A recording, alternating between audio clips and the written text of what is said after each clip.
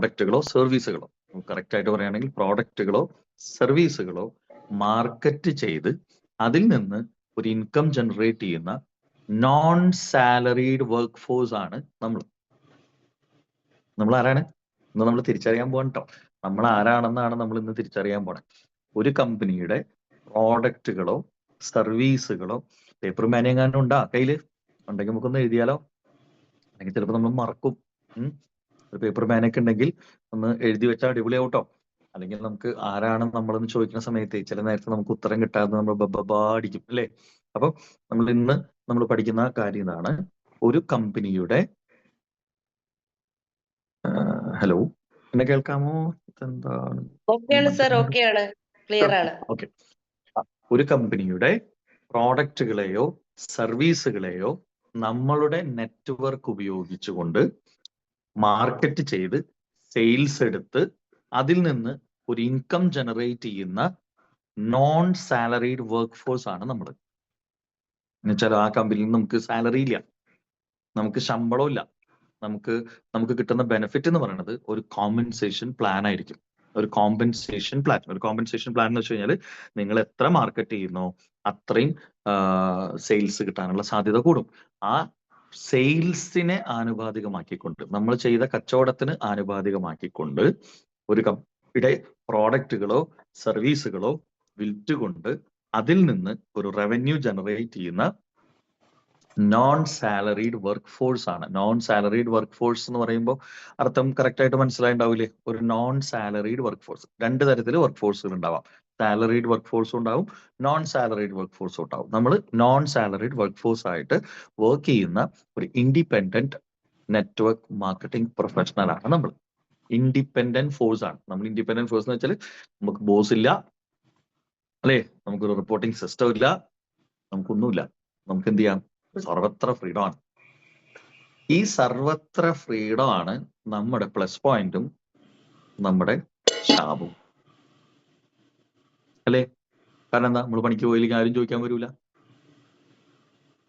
അത് ഒരേ സമയത്ത് നമുക്ക് നല്ലതുമാണ്, ഒരേ സമയത്ത് നമുക്ക് പ്രശ്നമാണ് അല്ലേ? കാരണം എന്താ? മടി അടുത്ത പഞ്ചായത്ത് കൂടെ വരണമെങ്കിൽ അത് ഇങ്ങോട്ട് വരും അല്ലേ? മടി അടുത്ത പഞ്ചായത്ത് കൂടെ പോവാണെങ്കിൽ അത് ഓടി ഇങ്ങോട്ട് വരും. കാരണം എന്താ? ഇവിടെ ചോദിക്കാനും പറയാൻ ആരുമില്ല.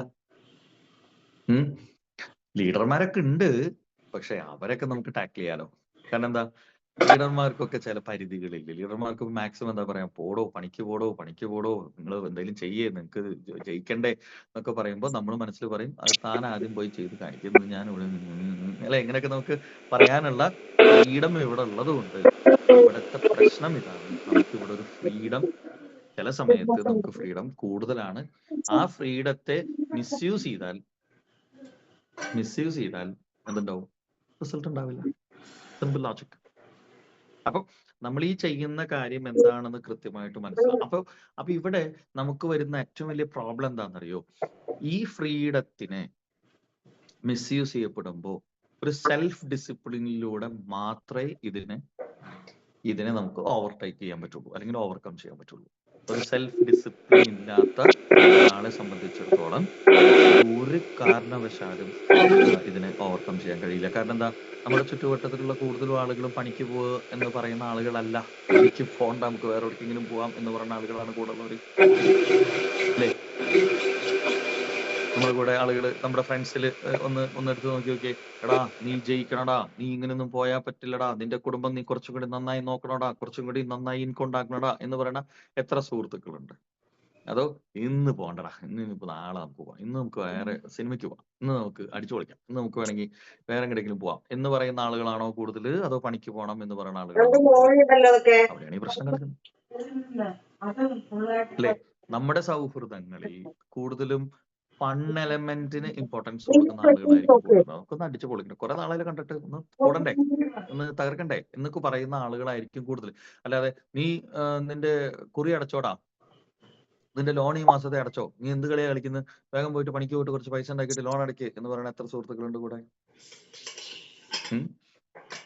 കൊച്ചിന്റെ അഡ്മിഷന്റെ കാര്യങ്ങളൊക്കെ റെഡി ആയോ? നിങ്ങൾക്ക് എന്തെങ്കിലും ബുദ്ധിമുട്ടുണ്ടെന്ന് വെച്ചാൽ പറയട്ടോ, എന്റെ കയ്യിൽ കുറച്ച് പൈസ നീക്കിയിരിപ്പുണ്ട്, അത് ഇപ്പൊ തന്നെ കൊണ്ടുതരാം എന്ന് നമ്മൾ ചോദിക്കുന്നതിന് മുമ്പ് നമ്മുടെ കാര്യങ്ങൾ മനസ്സിലാക്കി ചെയ്യുന്ന എത്ര സുഹൃത്തുക്കളുണ്ട്? അതുപോട്ടെ, നമ്മൾ എത്ര ആളുടെ അടുത്ത് അത് ചോദിക്കുന്നുണ്ട്? അപ്പോ സഹായിക്കുന്ന ആളുകളുടെ എണ്ണം, അങ്ങനെയൊക്കെയുള്ള ആളുകൾ ഈ ഗ്രൂപ്പിൽ ഉണ്ടെങ്കിൽ നിങ്ങൾ വളരെ ലക്കി ആയിട്ടുള്ള ആളുകളാണ് കേട്ടോ. പക്ഷെ ഞാൻ അന്വേഷിച്ചിട്ട് എന്റെ ഫ്രണ്ട്സിന്റെ ഇടയിൽ അങ്ങനെയൊന്നും കാണുന്നില്ല. എന്റെ സുഹൃത്ത് ബന്ധത്തിനുള്ള, ചിലപ്പോ എനിക്ക് നല്ല സുഹൃത്തുക്കൾ ഇല്ലാത്തതുകൊണ്ടായിരിക്കാം. എന്റെ സുഹൃത്ത് ബന്ധങ്ങളിൽ അങ്ങനെ കൂടുതൽ ആളുകളില്ല. ഞാൻ വല്ലാണ്ട് കിടന്ന് ഇങ്ങനെ ബഹളം വെച്ച് ഓടുമ്പോൾ എന്റെ സുഹൃത്തുക്കൾ വന്നിട്ട് പറയാറുള്ളത്, ഏറ്റവും കൂടുതൽ ഞാൻ കേട്ടുകൊണ്ടിരിക്കുന്ന ഡയലോഗ് എന്താ അറിയോ? ഓട്ടം ഓടുന്നുണ്ട്, ഓട്ടമൊക്കെ കുറയ്ക്കാം, ഞങ്ങളെ ഒന്നും കാണാൻ വരാൻ നിനക്ക് നേരമില്ല, ഞങ്ങളൊക്കെ നീ മറന്നു, നീയൊക്കെ വലിയ ആളായില്ലേ എന്നൊക്കെ പറയുന്ന ആൾക്കാരാണ് കൂടുതലുള്ളത്. പക്ഷെ എനിക്ക് സെയിൽസ് കുറയുകയോ ഇൻകം കുറയുകയോ ചെയ്താൽ ഈ പറഞ്ഞ ആൾക്കാരൊന്നും മാഷിയിട്ട് നോക്കിയാൽ അടുത്ത് കാണും ചെയ്യില്ല. അപ്പോ ഇവിടെ നമുക്ക് മനസ്സിലാക്കേണ്ട കാര്യം എന്താണെന്ന് വെച്ച് കഴിഞ്ഞാല്, ഈ പറയുന്ന ഒരു നെറ്റ്വർക്ക് മാർക്കറ്റിംഗ് പ്രൊഫഷണലിന് ചില ക്വാളിറ്റികൾ വേണം. തെറ്റിദ്ധരിക്കപ്പെട്ടിട്ടുള്ള ഒരു മേഖലയിലേക്കാട്ടോ നമ്മളിപ്പോ പോണേ. ഇനിയിപ്പോ നമ്മൾ സംസാരിക്കാൻ പോണത് ചില ആളുകൾക്കൊക്കെ എന്നോട് ദേഷ്യം തോന്നും. Really sorry. കാരണം എന്താ, ഞാൻ എപ്പോഴും ട്രെയിനിങ്സുകളിൽ പറയാറുണ്ട്, ഈ മസാജുകൾ 2 തരമുണ്ട് അല്ലേ. ചില മസാജുകൾ എന്ന് പറഞ്ഞു കഴിഞ്ഞാൽ നമുക്ക് നല്ല വേദന എടുക്കും.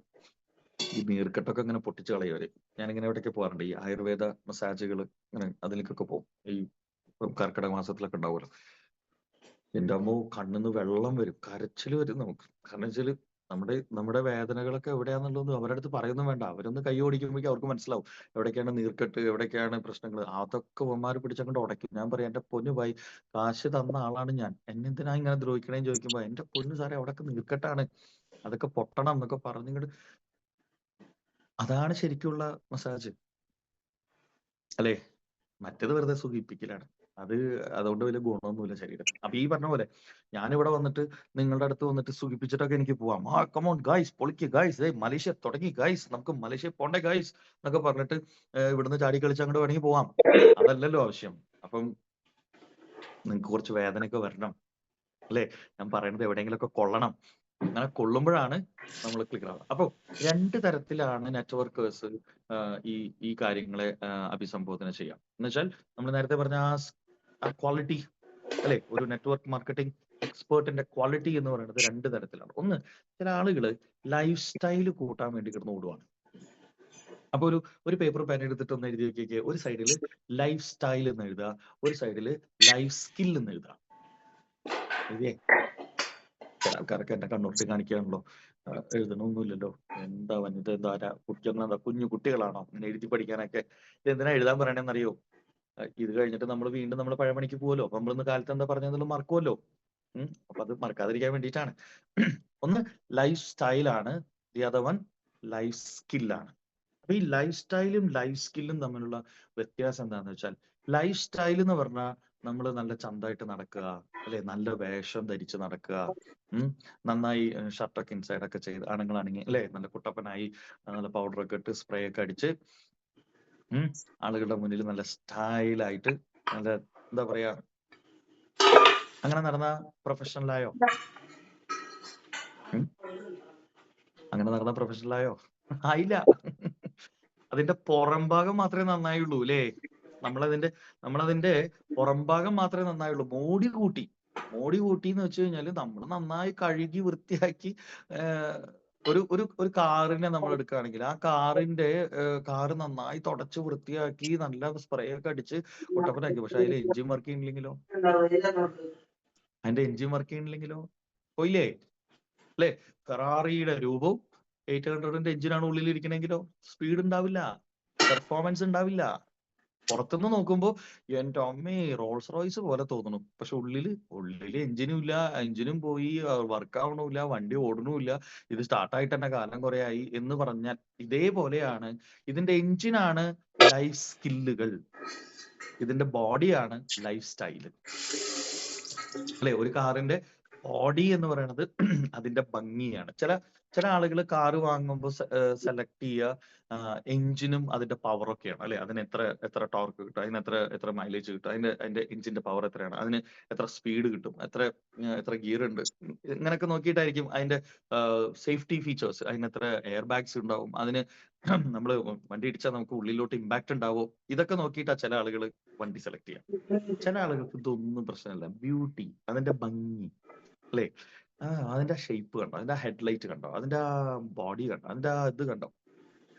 എഞ്ചിൻ ഒരു പവറും ഇല്ല, ഒരു കയറ്റം വന്നാൽ അത് കയറൂല, ഒരു സേഫ്റ്റിയും ഇല്ല, ഒന്ന് തട്ടി കഴിഞ്ഞാൽ കടലാസ് ചുരുള മാതിരി ചുരുളും ചെയ്യും എന്ന് പറഞ്ഞു കഴിഞ്ഞാൽ ഇതിൽ ഏത് വണ്ടിയാ നമുക്ക് വേണ്ടേ?